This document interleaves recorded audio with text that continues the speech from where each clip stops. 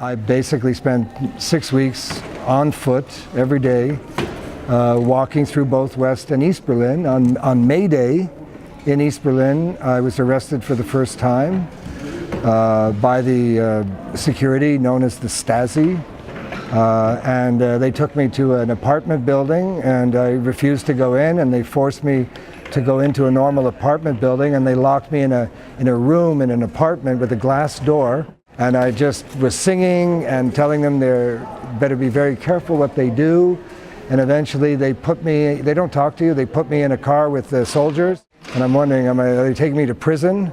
You know, all they did was photograph the wall. And this fellow told me not to, and I said, well, the Americans have, you know, every centimeter already surveilled, and I'm here as a photographer to make a project about Berlin, and I wanted to include the East as well.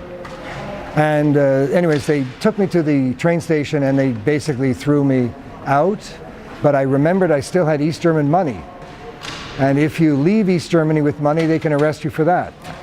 So then I said, oh, I have money. And they said, go and buy some ice cream. And then I lost my cool and said I wouldn't buy any blah, blah from your ice cream and so on. And then a fellow came up to me and he said, you better calm down. So I went to a blind man. He was wearing and I gave him all of my East German money. And I went back. I called the Canadian embassy and I said, what happens? They said, we have to go through Warsaw. It was the Cold War, and it would take 3 months to get you out, but they can't keep you for this. So I went back.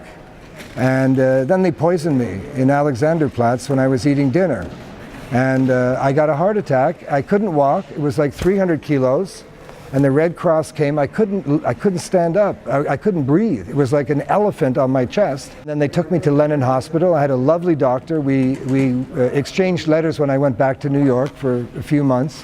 And that time, because I had no money to pay the hospital, they took me to Checkpoint Charlie, and the two Stasis, they were actually soldiers, they threw me into the death strip, and I had to crawl across the death strip back to the West. And then they took me to a hospital in the West, and 2 days later, my heart rhythm was back.